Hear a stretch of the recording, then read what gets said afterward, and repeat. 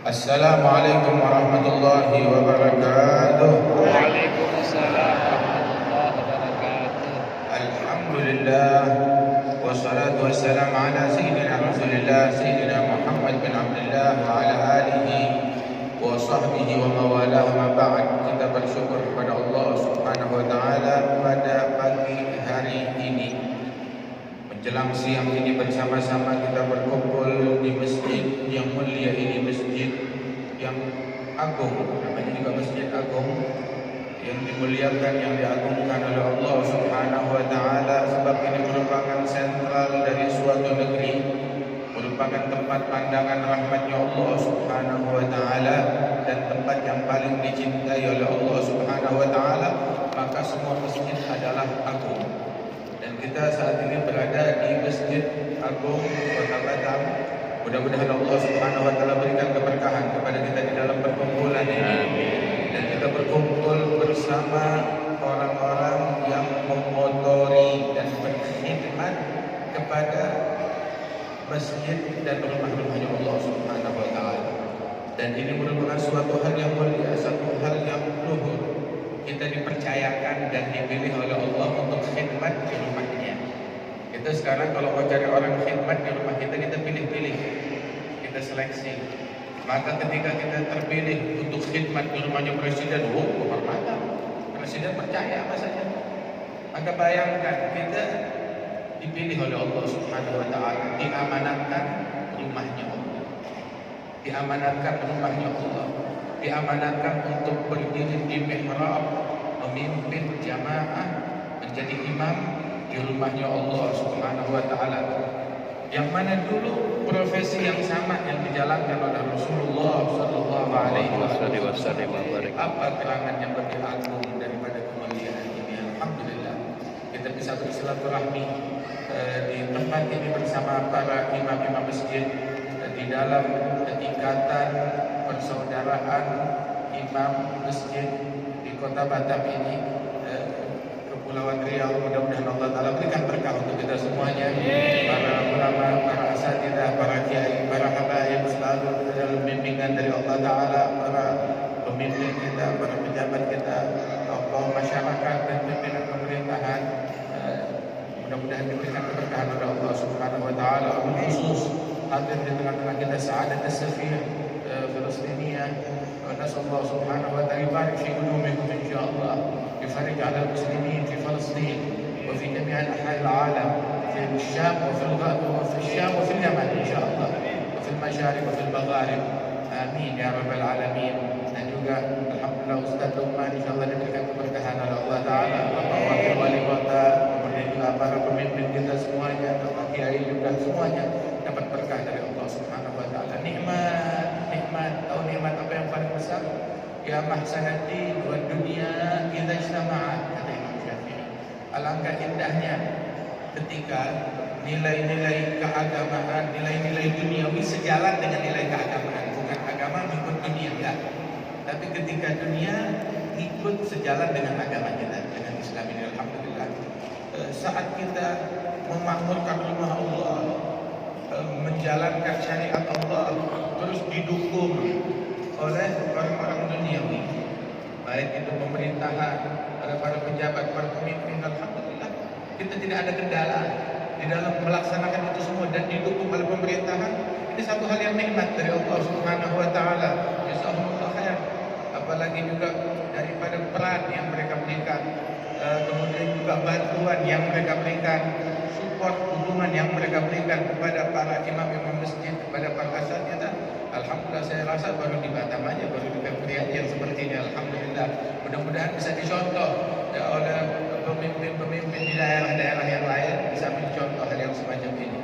Mengapa? Sebab sesungguhnya masjid itu adalah sentral dari suatu negeri.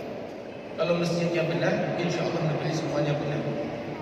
Rasulullah bilang di dalam hadis, ahabbul bilad ilallah masajiduha. Tempat yang paling dicintai oleh Allah dari suatu negeri adalah masjid-masjidnya. Dan di masjid tersebut tempatnya kecintaan Allah dan menjadi tempat pandangan rahmatnya Allah. Sentral dari suatu negeri bukan monumennya, bukan pasarnya, bukan istananya, bukan juga tempat-tempat pemerintahannya, tapi sentral dari suatu negeri yang harus diprioritaskan. Apa yang paling dicintai oleh Allah dari negeri tersebut? Apakah tambangnya? Apakah istananya? Apakah monumennya? Masjidnya. Nah, makmurkan masjidnya. Dengan kita mencari muka kepada Allah Ta'ala dengan memakmurkan tempat yang paling dicintai, yang paling disukai oleh Allah Ta'ala, maka otomatis kemakmuran itu akan merembet kemana-mana. Semuanya akan turut makmur, akan turut menjadi baik pula manakala kita memakmurkan kehadirat Allah Subhanahu wa Ta'ala dan turut adil di dalam memakmurkan rumahnya Allah Subhanahu wa Ta'ala. Allah Ta'ala berfirman, "Innama ya'muru masajidallah man amana billah wal yawmil akhir." Yang memakmurkan rumah-rumahnya Allah, yang memakmurkan masjid-masjidnya Allah adalah hanyalah mereka yang beriman kepada Allah dan hari akhir. yakni orang yang memakmurkan masjid, maka mereka itulah mukmin yang sejati. Dan dikasih syarat pada Allah Ta'ala bahwasanya meninggalnya pun juga dalam keadaan iman alias husnul khatimah. Memakmurkan, bentuk memakmurkan masjid ada beragam. Ada memakmurkan masjid, memakmurkan bangunannya, dia nyumbang untuk bangunan masjid. Ada juga memakmurkan masjid adalah dengan membangun ruh daripada masjid tersebut, keilmuannya, ketakwaannya, peribadatannya, dakwahnya, ajarannya. Itu di dalam masjid dimakmurkan, dihidupkan di waktu-waktu sholat, dijalankan ajaran Rasulullah SAW, dia mengandalkan azan dengan baik, diqamah dengan baik, dia laksanakan sholat dengan baik sesuai dengan sunnahnya Rasulullah, perhatian dengan setiap sunnah daripada sunnahnya Nabi Muhammad SAW di dalam mendirikan sholat sebagai imam. Apa yang disunahkan oleh Rasulullah SAW dilaksanakan dengan sesempurna mungkin. Sebab dia sebagai imam yang dipercayakan oleh Allah Ta'ala di tempat-tempat tersebut, dan ini adalah amanat dari Allah Subhanahu Wa Ta'ala. Dengan itulah kita memakmurkan masjid, dan memakmurkan masjid dengan pengajiannya, dengan ta'limnya, dengan Al-Qur'annya, dengan sholawatnya kepada Nabi Muhammad SAW. Sebab sholawat kepada Rasulullah juga termasuk bentuk memakmurkan masjid juga. Bagaimana tidak? Sholat kita nggak terima kalau nggak sholawat kepada Nabi Muhammad. Rukun sholat, sholawat kepada Nabi Muhammad Sallallahu Alaihi Wasallam. Di dalam tasyahud pun juga kita salam kepada Nabi Muhammad, Assalamualaikum ayuhan Nabi wa rahmatullahi wa barakatuh. Kemudian juga kita berucap 2 kalimat syahadat, dan kita wajib bersalawat kepada Rasulullah. Kalau tidak, sholat kita tidak sah apabila tidak bersalawat kepada Nabi besar Muhammad Sallallahu Alaihi Wasallam.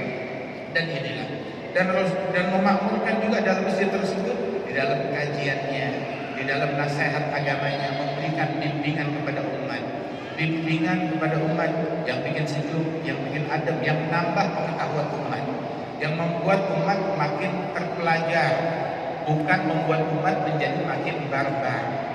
Ya. Masjid membuat umat, memberikan bimbingan, membuat umat menjadi semakin terpelajar, cendekiawan, terpelajar, mencerdaskan umat, membuat mereka menjadi orang yang berpendidikan, sehingga keluar dari masjid orang-orang terpelajar, cendekiawan, berpendidikan, bukan preman yang keluar dari masjid. Ya, kalau preman sekolahnya bukan di masjid, ngajinya bukan di masjid. Kalau dia mengajinya di masjid, nah akan melahirkan orang-orang yang terpelajar, orang-orang cendekiawan, yang santun, yang berakhlak, yang saling mencinta satu sama lain, itu saling mengasihi satu sama lain. Nah, itu tuntunan masjid, ajaran masjid. Rasulullah Sallallahu Alaihi Wasallam yang kita peringati maulidnya pada pagi hari ini di dalam acara pelantikan ini, beliau adalah orang yang kebanyakan waktunya habis di masjid. Habis di masjid dan habis untuk membina umat dan habis untuk perjuangan di dalam dakwah beliau.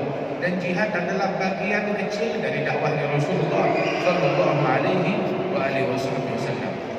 Sehingga Nabi Muhammad gak ada hadis yang meriwayatkan kalau Rasulullah salat fardu sendirian. Maknanya Nabi Muhammad gak pernah salat fardu sendirian. Salatnya selalu berjamaah. Dan kita pun juga sholatnya harus selalu berjamaah.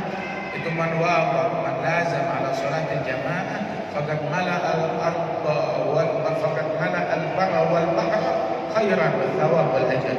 Barang siapa yang melazimkan salat berjamaah, maka dia memenuhi daratan dan lautan dengan pahala dan dengan kebaikan. Wujudkan andil kita kepada masyarakat, kepada dunia, walaupun andil tersebut minimal dengan kita melaksanakan salat jamaah memakmurkan masjid. Kita ingin memakmurkan Masjidil Aqsa kembali ke tangan kita, ke tangan kaum muslimin. Itu harapan kita. Dan mulailah langkah tersebut dengan kita memakmurkan masjid di rumah kita, memakmurkan masjid di kampung kita, dengan memakmurkan masjid di wilayah kita. Mau memakmurkan Masjidil Aqsa, tapi masjid sebelah rumah terbengkalai. Kita nggak sholat jamaah di situ, kita nggak sholat subuh di situ. Padahal disebutkan bahwasanya la sholat li masjid illa fil masjid. Tidak ada sholat bagi orang yang rumahnya bersebelahan dengan masjid kecuali di dalam masjid. Rasulullah Shallallahu Alaihi Wasallam sampai sakit pun juga masih sholat di dalam masjid, kecuali di saat sakit keras beliau menjelang wafatnya Nabi Muhammad Shallallahu Alaihi Wasallam. Sholat di masjid pernah tuh sehabis perang sampai nggak bisa berdiri. Sholat maghribnya dalam kondisi duduk. Shallallahu Alaihi Wasallam. Begitu sudah enakan isya, baru sholat isyanya dalam keadaan kondisi berdiri. Shallallahu Alaihi Wasallam tidak meninggalkan sholat berjamaah. Terus Nabi Muhammad sholatnya indah. Sholatnya Rasulullah Shallallahu Alaihi Wasallam mu'tadil, sedang, enggak kepanjangan dan tidak juga kependekan. Sholatnya indah. Itu sahabat bilang, saya hadir sholat isya bersama Rasulullah Shallallahu Alaihi Wasallam, di mana Rasulullah dalam sholat isya membaca surat Wat-Tini Waz-Zaitun, membaca surat Wat-Tini Waz-Zaitun. Maka saya tidak pernah mendengar saut ahsan min sauti Rasulullah. Enggak ada suara yang lebih indah, yang lebih merdu daripada suaranya Nabi Muhammad sallallahu alaihi wasallam waktu membaca surat At-Tin wa Zaitun yang demikian indah dan demikian menarik hati dan jiwa, menyentuh sampai ke ruh, sampai ke hati, sampai ke jiwa. Bacaannya Nabi Muhammad sallallahu alaihi wasallam. Bayangkan aja, orang masuk Islam gara-gara mendengar bacaan Quran Nabi Muhammad yang dilantunkan saat Nabi Muhammad sholat. Ada namanya satu orang yang bernama Thumamah bin Uthal. Thumamah bin Uthal ini kepala sukunya kaum musyrikin memerangi Nabi Muhammad, banyak membunuh para sahabat. Sekali di dalam suatu pertempuran bersama para sahabat, Thumamah tertangkap dan ditawar. Sahabat nggak tahu kalau ini kepala suku. Begitu dibawa ke Madinah ke hadapan Rasulullah, maka Rasul Shallallahu Alaihi Wasallam terkejut dan berkata, "Ta'rifun, siapa yang kalian mantak suku? Kalian tahu siapa yang kalian tawan ini?" Nah, kita nggak tahu ya Rasulullah. Taunya orang musyrik yang memerangi kita. Nah, kalian menawan Sayyid Bani Hanif, pemimpin dari suku Bani Hanif yang bernama Thumamah bin Uthal, pemimpin mereka. Terkejut sahabat, dipanggil Thumamah sini. Muslim, kau tertarik mau masuk agama Islam? Ditawarkan oleh Nabi. Sebab Islam gak ada pemaksaan. Dakwah, penawaran, iya. Kita memberikan penawaran, tapi memaksa itu bukan tugas kita. Kita nggak berhak untuk memaksa. Atau Muslim, kau ingin masuk dalam agama Islam? Maka berkata Thumamah, dia berkata, "Ya Muhammad, minta betul zadam, wa intamnun tamnun al-syarih." Kalau engkau membunuh orang juga yang pernah membunuh banyak dari kelompokmu. Tapi kalau engkau bebaskan aku, engkau membebaskan orang yang pandai berterima kasih. Maka Rasul Shallallahu Alaihi Wasallam memandang, tunggu dulu, tahan dulu di sini, biar di masjid, ditahan di dalam masjid. Orang musyrik, Thumamah bin Uthal, ditawan di masjid, ditaruh di masjid itu nggak boleh keluar dari masjid, diikat. Itu dia di masjid melihat Rasulullah Shallallahu Alaihi Wasallam duduk di situ, melihat para sahabat duduk di hadapan Rasulullah dengan adab. Itu sahabat kalau duduk di hadapan Rasulullah enggak berani angkat kepala, mereka menundukkan kepala di hadapan Nabi Muhammad. Tidak bising, tenang, hening di hadapan Rasulullah. Itu ka'annama ala ru'usihim khair. Itu sahabat kalau duduk di hadapan Rasulullah, seolah-olah di kepala mereka itu ada burung. Artinya kalau burung lewat di atas kepala mereka bakal menyangkanya ini batang kayu. Gak bergerak, hening. Gak ada yang berani memandang, menatap langsung kepada Rasulullah. Sayyidina Amr bin Al-As, beliau bilang, "Lau qila li sifri wajah Rasulullah."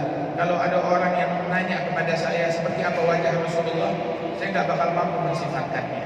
Kenapa? Saking saya tuh gak berani melihat wajah Rasulullah yang penuh wibawa. Tidak berani menatap langsung wajah Nabi Muhammad yang penuh wibawa. Takut bertatapan mata langsung dengan Rasulullah Sallallahu Alaihi Wasallam. Kalau Nabi Majlis itu biasanya tuh yang berani bertatap muka langsung dan dialog langsung dengan Rasulullah hanya pembesar-pembesar sahabat, Sayyidina Abu Bakar As-Siddiq dan Sayyidina Umar bin Khattab. Yang lain lebih banyak diam, menyimak dan mendengarkan Rasulullah, menunduk. Terus di dalam hadis disifatkan wajah Nabi Muhammad, sahabat mensifatkan wajah Nabi Muhammad.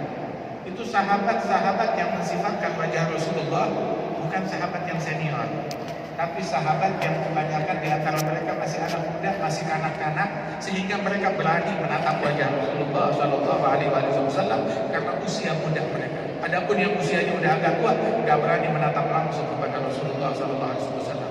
Jadi semua hadis yang menyebutkan akan sifat wajahnya Rasulullah diriwayatkan oleh sahabat-sahabat yang junior, yang masih kecil, yang masih kanak-kanak. Mereka yang menceritakan wajah Nabi seperti ini, wajah Nabi seperti ini, diceritakan oleh mereka.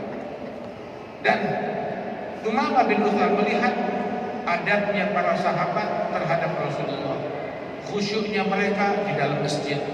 Kemudian juga penantian mereka ketika menunggu Rasulullah untuk sholat. Begitu Rasulullah sholat, ya, mendengar bacaan Quran dari Nabi Muhammad, dia tertarik hatinya, tertarik, jatuh cinta, mendengar kajiannya Nabi Muhammad yang santun dan berakhlak. Hari kedua dipanggil Tsumamah mau masuk Islam, maka dia tetap mengucapkan ucapan yang sama. Hari ketiga dipanggil mau masuk Islam, tetap dia menolak. Tapi bilang ya sudah cukup. Periode untuk mengajak selesai, bebas, lepaskan. Ini pimpinan, panglima perang, kepala suku dari orang yang memerangi kita. Nabi bilang bebaskan, Islam gak maksain, bebaskan. Dibebaskan Tsumamah bin Utsal. Begitu dibebaskan bukan pulang ke kampungnya. Begitu dibebaskan dia tanya, mana di sini saya tempat untuk mandi, tempat air, di mana? Ditunjukkan di sana. Dia bersih-bersih, dia mandi, kemudian balik lagi ke masjid. Mau apa? Bilang ya Muhammad, ulurkan tanganmu, saya mau masuk Islam. Biar orang tahu saya masuk Islamnya bukan di bawah todongan tahanan, bukan karena terpaksa. Saya masuk Islam saya sudah bebas, saya masuk Islam sukarela karena saya suka. Dari hari pertama udah tertarik masuk ke dalam agama Islam. Nah, terus lihat, guru kami bilang kebanyakan para sahabat sebelum iman masuk ke dalam hati mereka, mahabbah dan cinta dulu yang masuk ke dalam hati. Terlebih dahulu mencinta baru beriman. Banyak di antara para sahabat demikian. Sebab iman dan mahabbah sesuatu yang gak bisa dipisah-pisahkan. Sehingga Tsumamah begitu masuk Islam, langsung dia membuat statement, 3 statement. Dia bilang, ya Muhammad, ya Rasulullah, maka ala wajhal ardh wajh Allahu ilayya min wajhi wa qad asbaha wajhu haqqul wujuh ilayhi. Ya Rasulullah, di muka bumi gak ada wajah, gak ada muka yang paling saya benci melebihi wajahmu tadinya. Tapi sekarang begitu masuk Islam, wajahmu menjadi wajah yang paling saya cintai. Ya Rasulullah, di muka bumi gak ada kawanan yang lebih saya benci daripada sahabat-sahabatmu, kawan-kawanmu. Maka sekarang sahabatmu menjadi orang yang paling saya cintai, lebih daripada teman-teman saya dan orang kampung saya sendiri. Ya Rasulullah, kata Tsumamah, dulu gak ada kampung, gak ada negeri yang lebih saya benci melebihi negerimu. Sekarang negerimu menjadi negeri yang paling saya cintai. Kenapa? Sebab di situ pijakan Nabi Muhammad Sallallahu Alaihi Wasallam. Cintanya merembet sampai ke tanah yang diinjak oleh telapak kaki Nabi besar Muhammad Sallallahu Alaihi Wasallam. Cinta kepada Allah merembet, cinta kepada Rasulullah, cinta kepada sahabat dan keluarga Nabi, cinta kepada semua yang berhubungan dengan Nabi, termasuk tanah yang diinjak oleh Rasulullah Sallallahu Alaihi Wasallam. Nabi dulu di masjid itu kalau berbicara, kalau ceramah, kalau ngasih nasihat, Nabi bertumpu di sebuah batang kayu. Jadi ada pohon batang kayu, dibiarkan di situ di batang kayu itu untuk Nabi bersandar bertumpu di atas batang kayu tersebut, memberi nasihat kepada sahabat. Kadang Nabi bersandar, kadang Nabi bertumpu, hingga akhirnya ada satu sahabat tukang kayu, dia berinisiatif membuatkan sebuah mimbar untuk Nabi Muhammad. Jadilah mimbar tersebut ditaruh di masjid untuk Rasulullah berkhutbah dan mengajar di atas mimbar tersebut, bertumpu di mimbar itu. Maka begitu di hari pertama Rasulullah naik ke atas mimbar dan duduk bertumpu di mimbar tersebut, tahu-tahu lagi tengah-tengah berbicara dan mengajar, terdengar suara jeritan. Siapa yang menjerit? Jeritannya di dalam masjid, hampir-hampir membuat tembok masjid itu pecah. Gak taunya sumber jeritan dari mana, bukan dari manusia, dari batang pohon yang kemarinan dijadikan sebagai mimbar oleh Rasulullah. Rupanya itu batang pohon menangis. Ini disebutkan dalam Sahih Bukhari dan juga disebutkan di dalam banyak riwayat daripada Muslim. Maka Rasulullah SAW segera menghampiri batang pohon tersebut, menenangkan sampai suaranya itu pelan-pelan dan menghilang, seperti seorang ibu menenangkan anak bayi yang nangis. Sampai selesai terus Rasulullah SAW bilang bahwasanya batang pohon itu dia menangis karena jauh dari Rasulullah SAW. Padahal jauhnya berapa? Cuma 2 meter, 3 meter, 5, 4 meter jauhnya dari Rasulullah SAW. Tapi terbiasa nempel dengan tubuhnya Nabi Muhammad. Ketika Nabi pindah posisi yang lain, maka bersedih menangis. Al-Imam Al-Hasan Al-Basri itu beliau ketika menyebutkan hadis ini, beliau menangis berkata kepada teman-temannya, lihat bagaimana batang pohon menangis karena cinta dan rindu kepada Rasulullah, sedangkan kita kapan kita menangis dan rindu karena cinta kepada Rasulullah Sallallahu Alaihi Wasallam. Dalam riwayat yang lain, Nabi berkata kepada batang pohon tersebut, apabila engkau mau, kami pindahkan engkau ya, di perkebunan sana, di kota Madinah, di kebun, ya, sehingga engkau bakal tumbuh lagi, tumbuh menjadi sempurna, menjadi pohon sempurna. Tapi kalau engkau mau, ya tetap di sini, ya engkau tumbuh di surganya Allah Ta'ala, di istananya Nabi Muhammad di surga. Maka dia memilih untuk tumbuhnya di surganya Allah Subhanahu Wa Ta'ala. Maka disebutkan batang pohon itu pun dicongkel, keluarkan dari tanah, ya, kemudian ditanam. Sebab memang pohonnya sudah mati, pohonnya itu sudah mati. Gitu. Nabi menawarkan dengan mukjizatnya, kalau mau ditanam lagi di luar, pohon yang udah mati bisa tumbuh lagi, hidup lagi secara sempurna. Atau kalau tidak, ya udah hidupnya nanti di surga. Dia memilih hidupnya nanti di surga. Kemudian batang pohon itu ditanam di dalam masjid. Di tempat itu ditanam di dalam masjid, dan mimbarnya lagi ditaruh di atas, yaitu kuburan batang pohon itu. Ditaruh di atas itu mimbarnya Rasulullah Sallallahu Alaihi Wasallam. Dan mimbarnya Nabi Muhammad dulu, Rasulullah itu kalau naik mimbar, anak tangga mimbar ada 3 anak tangga. Nabi berdiri di anak tangga yang ketiga, berdiri di situ, kadang duduk di situ. Nah itu begitu Rasulullah wafat, Sayyidina Abu Bakar As-Siddiq naik mimbar, nggak berani berdiri di anak tangga yang ketiga, yang paling tinggi, tapi dia turun ke anak tangga yang kedua. Kenapa nggak naik ke atas? Nggak berani. Itu atas itu tempatnya Rasulullah. Rasul biasa berdiri di situ, nggak sopan kalau saya berdiri di tempat yang sama. Dia turun di bagian bawah sedikit dari Rasul Sallallahu Alaihi Wasallam. Dan Sayyidina ketika wafat Sayyidina Abu Bakar, Sayyidina Umar bin Khattab naik mimbar. Beliau yang menjadi khalifah. Ketika naik mimbar, dia nggak berani naik mimbar di anak tangga yang paling tinggi. Paling tinggi tempatnya Nabi Muhammad. Oke, bawahnya nggak berani juga, itu tempat pijakannya Abu Bakar As-Siddiq. Dia naik mimbar di bawahnya lagi, di bawahnya Sayyidina Abu Bakar As-Siddiq radhiyallahu anhu. Ini sahabat adalah orang yang tahu mengagungkan bekas-bekas para nabi-nabi, tahu mengagungkan bekas-bekas para wali-wali seperti Sayyidina Abu Bakar As-Siddiq. Umar bin Khattab, coba kalau ditanya orang sekarang tentang khurafat, berlebihan, mengkultuskan.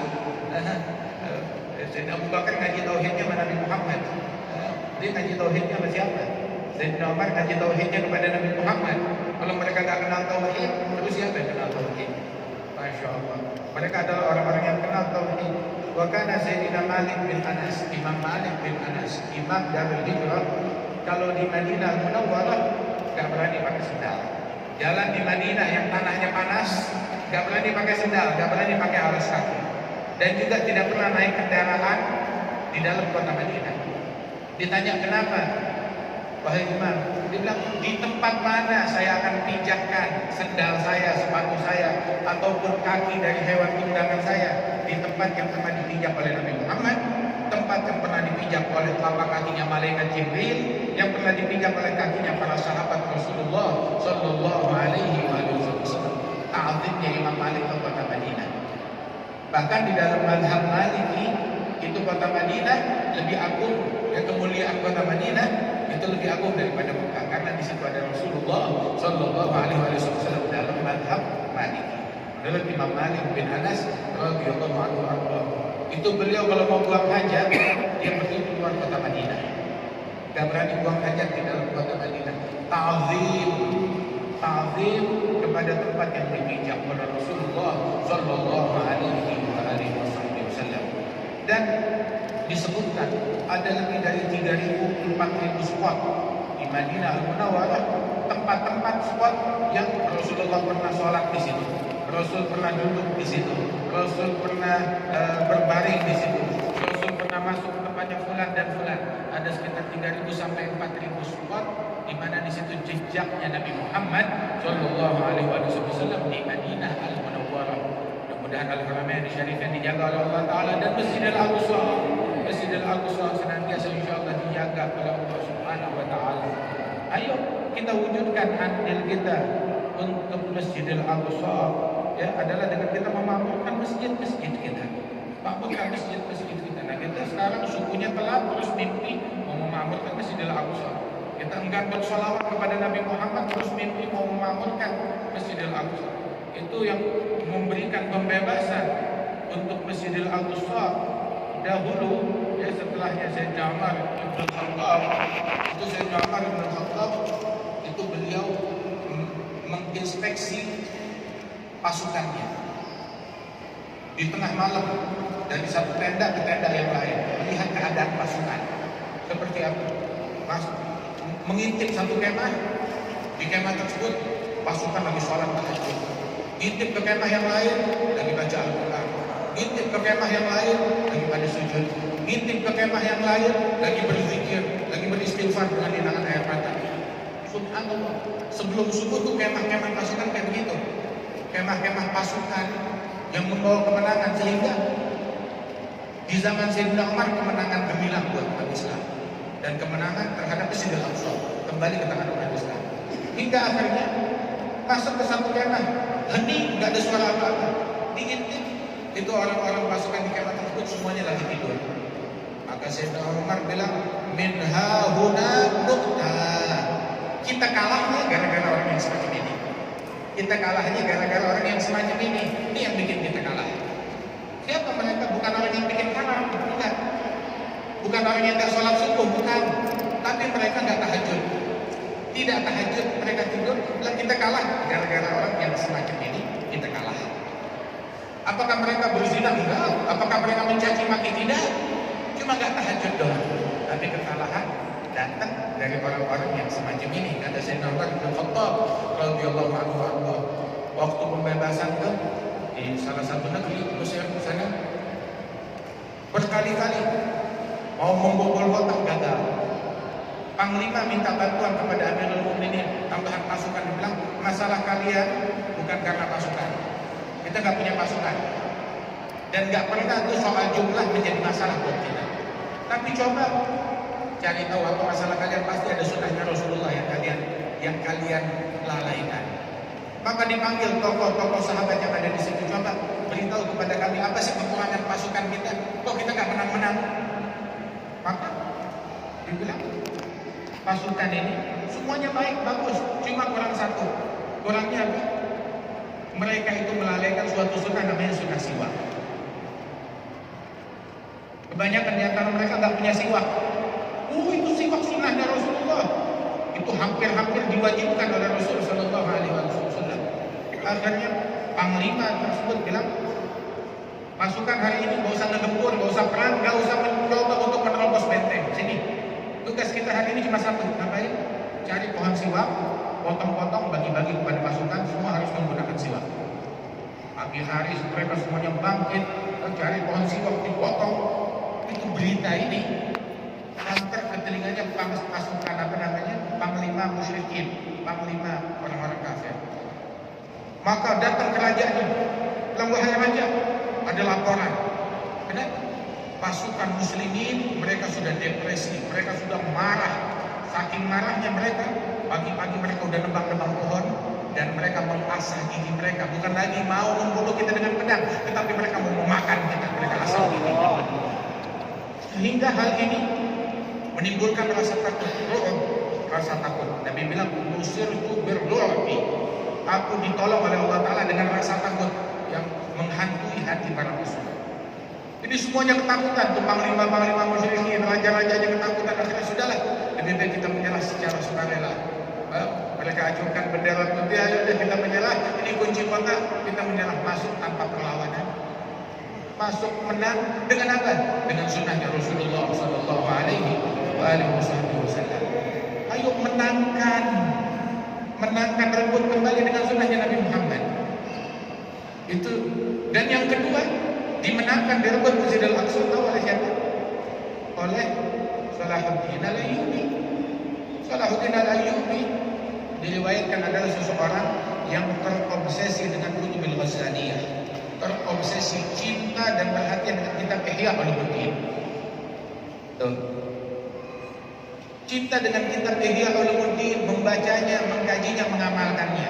Demikian disebutkan di dalam sejarah. Salahuddin Al-Ayyubi. Nah, itu orang yang gak demen sama kitabnya Ghazali, hobinya mengkafirkan, mensyirikkan. Jangan harap kemenangan datang dari tangan mereka. Yang ada kerusuhan dari tangan mereka, teror dari tangan mereka. Begitu. Yang suka ngebom sana sini, nah itu dia. Waliyahulillah min dzalik. Nah, itu disebutkan Salahuddin Al-Ayyubi terobsesi dengan kitab-kitab yang Ghazali. Sekali itu dia lagi duduk bersama kawan-kawannya, ada satu cerita lucu, semua tertawa. Kecuali dia tetap tertawa. Kenapa kamu gak ketawa?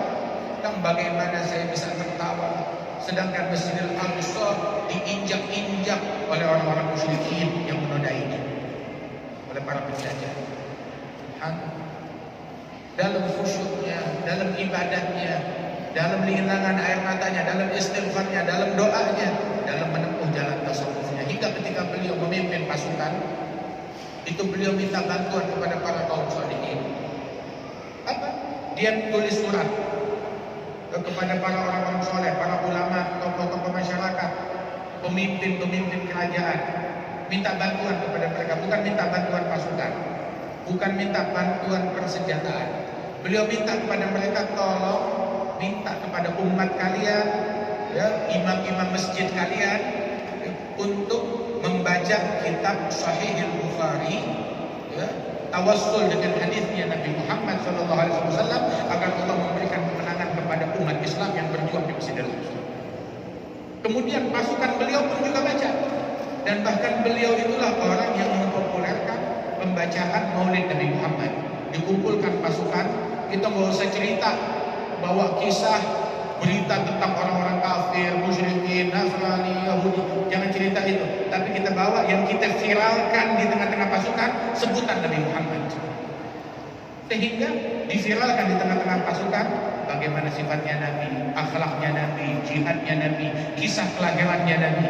Itu yang diviralkan. Hingga dikenal dalam sejarah beliau orang yang punya andil di dalam mempopulerkan kisah maulidnya Nabi Muhammad Sallallahu Alaihi Wasallam. Hingga dengan berkat itu Allah Ta'ala berikan kemenangan kepada umat Islam. Dan di pasukan beliau gak ada orang yang tukang membid'ahkan, gak ada orang yang tukang mensyirikkan. Subhanallah. Sama seperti pasukannya Sayyidina Abu Bakar As-Siddiq yang dikirim untuk ke Yamamah memerangi Musailamah Al-Kadzdzab, Nabi palsu. Itu tahukah apa slogan pasukan? Slogan pasukan bukan caci maki kepada Nabi palsu, enggak. Tapi slogan pasukan yang menjadi yel-yel pasukan sahabat tahu apa? Wa Muhammadah, wa Muhammadah. Panggilan kepada Nabi Muhammad. Nabi Muhammad sudah wafat, tapi mereka bertawassul, memanggil, menyebut nama Nabi Muhammad, Nabi Muhammad. diagungkan nama Nabi Muhammad hingga mereka meraih kemenangan dengan berkat itu. Nah kita sekarang itu cukuplah berita-berita hal lain, berita-berita yang gak ada gunanya yang berkumandang di rumah kita. Bawakan berita tentang Rasulullah di dalam rumah kita. Bawakan berita tentang Nabi Muhammad di tengah anak-anak kita. Bagaimana, siapa nama anak-anaknya Nabi, sifatnya Nabi, perangainya Nabi. Jangan bawa berita yang kami enak, bawa berita yang enak, bawa berita yang bagus, bawa berita yang tidak. Itu bentuk pembelaan kita kepada syariat dan ajaran Rasulullah Sallallahu Alaihi Wasallam. Apalagi masjid yang kita diamanatkan, masjid rumahnya Allah Subhanahu Wa Taala. Jangan jadikan masjid sebagai tempat buat dagang. Mau dagang yang pergi di luar masjid sana. Di halaman masjid di luar silakan, tapi bagian dalam masjid itu bukan tempat dagang. Itu pertama. Itu Nabi bilang dalam hadis, kalau kau melihat orang yabi'u fil masjid, dagang jualan di masjid, maka katakan kepada dia, la arbahallah tijaratan, semoga daganganmu enggak laku. Kenapa? Sebab dagangannya bawa sial. Kenapa bawa sial? Membuat kau menodai kehormatan masjid, enggak tahu tempat. Kemudian kalau kau melihat ada orang mengumumkan barang hilang di dalam masjid, di tempat sholatnya di dalam masjid, mengumumkan pergi keluar, pintu di luar sana, bukan di dalam sana. Kalau ada orang mengumumkan barang hilang di dalam masjid, maka katakan kepada dia, la raddallah dhalaka. Rasul ngajarin, semoga barangmu yang hilang biar tak ketemu. Kenapa? Itu barang bawa sial, membuat kau menodai daripada kemuliaan dan kehormatan masjid. Sebab al-masajid la tubna lidzalik, kata Nabi Muhammad. Masjid enggak dibangun buat begituan. Begitu juga masjid enggak dibangun buat kampanye.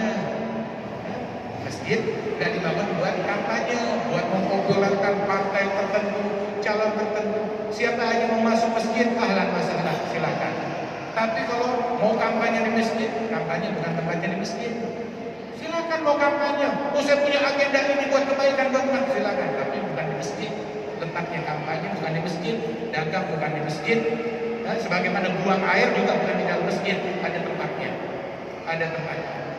Masjid tempatnya sholat, tempatnya Al-Quran, tempatnya ilmu, tempatnya zikir, tempatnya salawat kepada Rasulullah Sallallahu Alaihi Wasallam. Kok salawat di masjid? Ya. Boleh memuji Nabi Muhammad di dalam masjid? Boleh.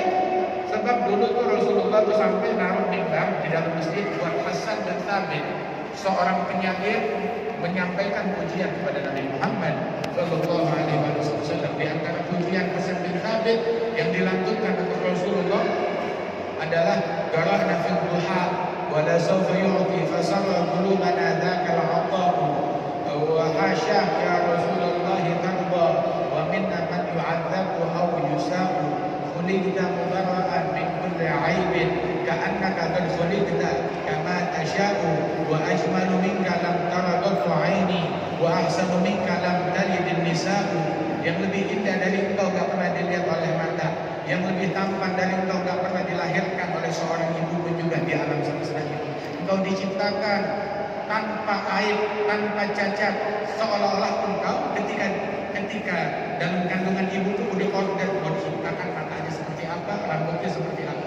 Saking sempurna fisiknya Rasulullah dan akhlaknya Rasulullah Sallallahu Alaihi Wasallam.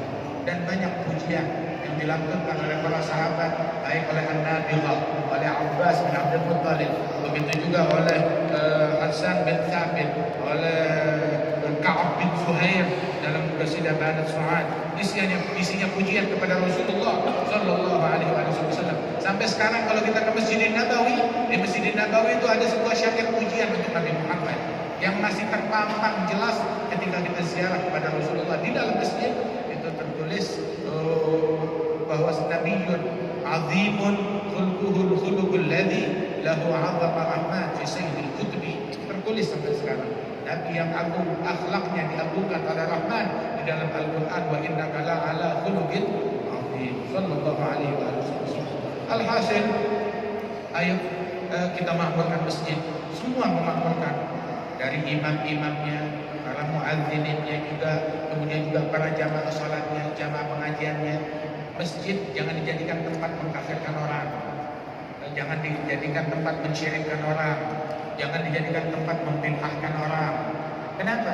Sebab membid'ahkan orang lain itu adalah bid'ah. Hah? Iya. Membid'ahkan orang adalah bid'ah. Nabi Muhammad gak pernah membid'ahkan Muslim. Coba mana hadis yang menyebutkan Nabi membid'ahkan seorang Muslim? Hei, kamu bid'ah? Gak ada. Gak ada hadis yang menyebutkan Nabi mensyirikkan orang Islam. Kamu syirik? Tidak ada. Mengkafirkan orang, mensyirikkan orang haram, membid'ahkan orang hukumnya haram dan merupakan hal yang bid'ah. Mengkafirkan, mensyirikkan, membid'ahkan. Begitu juga sebagaimana mencaci maki orang lain, itu juga hukumnya haram, dilarang oleh Rasulullah. Sibabul muslim fusuq wa qitaluhu kufrun wa la'nuhu kabatlihi. Dalam hadis sahih, mencaci muslim lain itu adalah perbuatan fasik, kefasikan. Wa qitaluhu kufur, memerangi, mengalahkan darahnya adalah kufur. Dan melaknat muslim itu sama seperti membunuh, melakukan pembunuhan terhadap muslim tersebut. Dan membid'ahkan lebih jahat daripada mencaci. Mensyirikkan, mengkafirkan lebih jahat daripada membid'ahkan. Dan itu bukan ajaran Nabi besar Muhammad sallallahu alaihi wasallam. Hendaknya yang keluar dari masjid kita mempersatukan, bukan memecah belah. Mengislamkan, bukan mengkafirkan. Wali Songo, ya, mereka datang ke bumi Nusantara ini, Islamkan orang, bukan kafirkan orang. Mentauhidkan, bukan mensyirikkan, mensunahkan, bukan membid'ahkan. Makanya alhamdulillah, untung yang datang duluan ke bumi Indonesia ini para wali songo dan para pendahulunya, sehingga orang-orang pada masuk Islam. Tapi kalau yang masuk ke ustaz-ustaz zaman sekarang yang hobinya membid'ahkan, mensyirikkan, gak ada yang mau masuk Islam. Gak ada yang mau masuk Islam. Itu ada satu sahabat kita daripada Jumri, beliau bilang bahwasanya saya kalau melihat orang yang dakwahnya mencaci, memaki, kasar, membid'ahkan, mensyirikkan, saya bersyukur, alhamdulillah. Kenapa? Ya saya syukur, alhamdulillah. Kenapa? Saya kenal Islam bukan dari dia. Kalau saya kenal Islam dari dia, gak tertarik orang masuk Islam.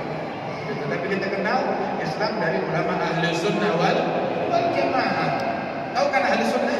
Apa sunnahnya Rasul? Islamkan, bukan kafirkan. Sunnahkan, bukan membid'ahkan.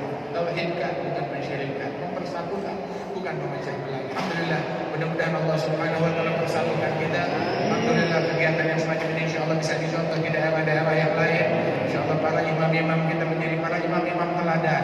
Sebab kalian berdiri di mihrabnya Nabi Muhammad, berdiri mewakili Nabi Muhammad sallallahu alaihi wasallam. Jadilah wakil yang baik yang mencerminkan Rasulullah, mencerminkan salatnya Nabi, mencerminkan khutbahnya Nabi, mencerminkan dakwahnya Nabi Muhammad, dan jadilah pelayan di rumahnya Allah Subhanahu wa taala. Beruntung karena kita menjadi pelayannya Allah di rumahnya Allah, khidmat untuk masyarakat. Mudah-mudahan Allah taala berikan taufik dan bimbingan.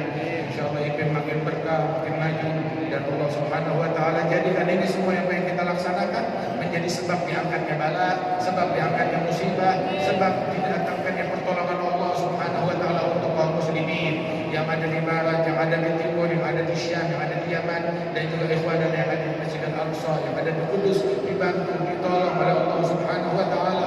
Masjid Al-Aqsa insyaallah segera kembali ke tangan kaum muslimin, dan Allah Subhanahu wa taala merdekakan negeri yang suci tersebut hingga menjadi negeri yang makmur, negeri yang berkah, dan negeri kita pun dijaga oleh Allah Subhanahu wa taala. Amin ya rabbal alamin. اللهم اجعل جمعنا هذا جمعا مرحوما تفرقنا من بعده تفرقا معصوما ولا تجعل فينا ولا منا ولا معنا شقيا ولا محروما اجعلنا متحابين فيك متعاونين على طاعتك برحمتك يا ارحم الراحمين وجودك يا اجود الاجودين على هذه النية وعلى النية الصالحة والى حضرة النبي الفاتحة.